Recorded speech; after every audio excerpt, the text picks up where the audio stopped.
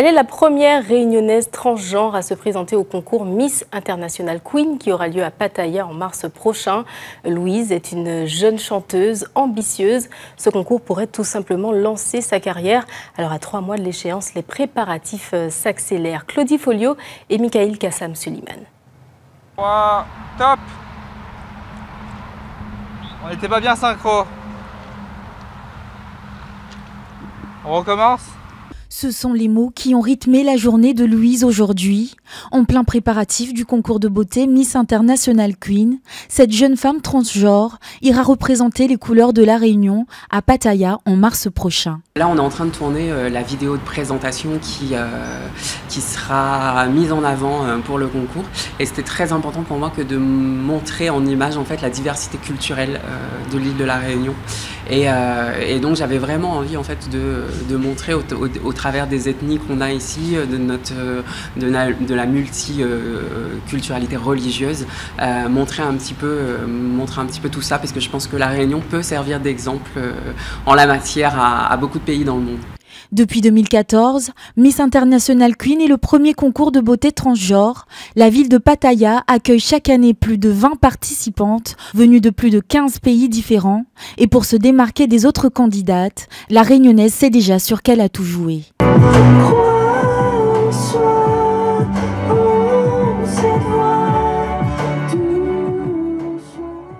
Il y aura un concours de talent en amont de l'élection et donc j'ai pas encore choisi si je mettrai plus en avant la partie danse ou la partie chant, mais en tout cas oui, nécessairement c'est quelque chose que je vais mettre en avant là-bas. Oui. Être Miss, c'est aussi avoir une bonne capacité d'organisation. Pour cela, Louise peut compter sur ses proches. Donc du coup ce matin c'était séance coiffure très tôt et du coup je l'aide un petit peu en fait sur le tournage, tout ce qui dit habillage, retouche, maquillage, coiffure, etc. Les semaines à venir vont être mouvementées pour l'ambassadrice de la cause LGBT réunionnaise. Préparation physique et sportive, coaching d'anglais, shooting photo. On lui souhaite bonne chance. Rendez-vous en mars prochain. Et Louise, elle, invitée de ce journal, bonsoir et merci d'accepter notre invitation. On sait que vous avez un planning très chargé en ce moment. Merci pour cette invitation. Comment vous vous sentez à 2 mois de l'échéance ? Écoutez, pour l'instant ça va, c'est une aventure. C'est vrai que moi j'ai beaucoup travaillé sur des élections de Miss auparavant en tant que chorégraphe. Là je vois un petit peu l'envers du décor finalement et pour l'instant ça va, ça se passe bien. Il y a beaucoup de boulot parce que ça a été des journées relativement intenses au niveau de la préparation de cette fameuse vidéo de présentation. Et puis il y a pas mal de boulot encore à faire jusqu'à cette fameuse échéance du mois de mars, mais ça va. Vous êtes bien entouré, on l'a vu, votre ami, on a vu dans le sujet, il est encore avec vous ce soir, votre famille.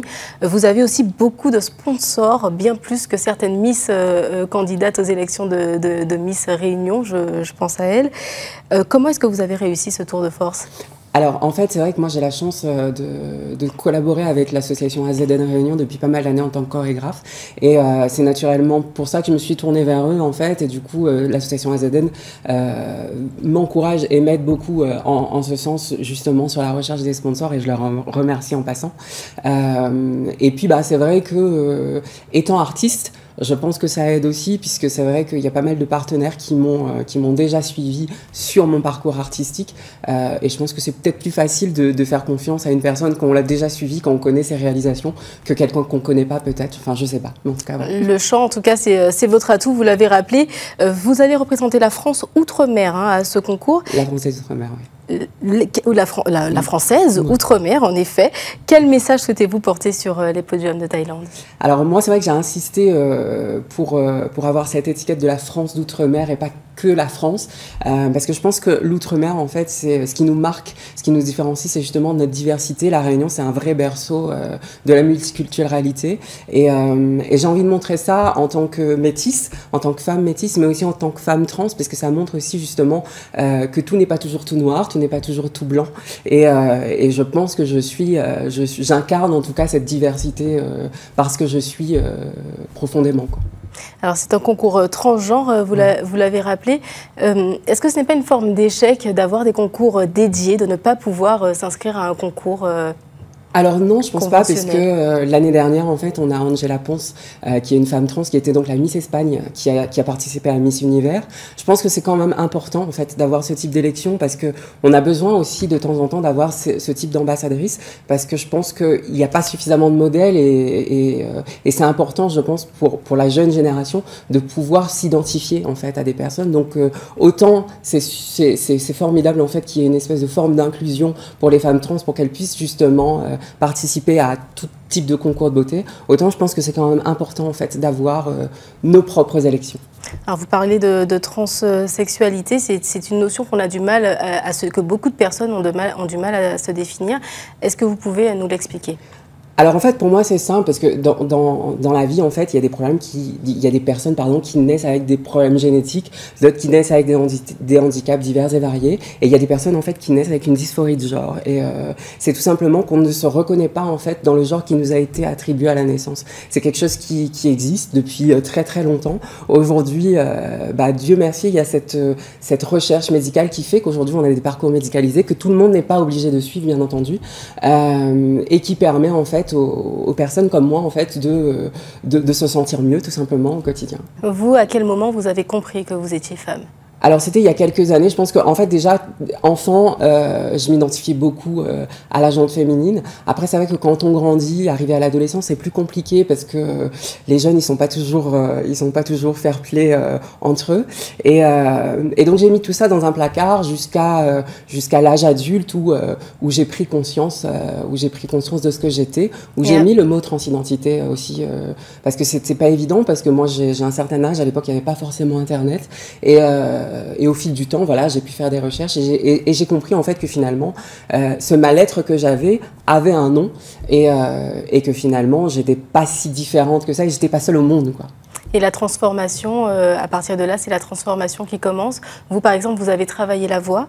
Oui, j'ai eu la chance, en fait, d'avoir rencontré Mariela Astudio, avec qui j'ai travaillé. En fait, j'ai fait un travail de féminisation vocale. Bon, j'avais pas une voix de camionneur non plus à la base, ce qui avait fortement aidé, je pense. Mais c'est vrai que après, dans tout ce qui est vocal, il y a pas que, c'est pas qu'une histoire de timbre, en fait. C'est aussi une histoire d'expression faciale. Il y a beaucoup de choses comme ça qu'on travaille, en fait, avec une orthophoniste. Et il y a différentes étapes que chaque personne, en fait, est libre de suivre ou pas. C'est très personnel, finalement. Et vous êtes aussi une engagée militante. J'ai envie de finir avec ça. Quel est votre combat pour 2020 ? Écoutez, moi c'est vrai qu'en tant qu'artiste, je me suis toujours investie pour la cause LGBT. J'essaye d'intervenir régulièrement au niveau de l'association Le Refuge, qui est une association, en fait, qui permet, en fait, à des jeunes qui ont été rejetés par leur famille à cause de leur orientation sexuelle ou de leur transidentité d'avoir des solutions d'hébergement temporaire. Et en tout cas, voilà, j'espère, au travers de cette élection et ce concours, pouvoir mobiliser et sensibiliser un bon nombre de politiques sur cette thématique-là. Merci beaucoup, on vous le souhaite. Prochaine tribune, ce sera donc en mars prochain sur les ponts de Jeuve du concours Miss International Queen. Et si je peux me permettre, je suis venue avec le petit pins de l'association Le Refuge, donc l'association nationale, et puis je vous l'offre. Merci beaucoup, merci pour ce message. Avec plaisir. Bonne chance à vous, Louise. Merci.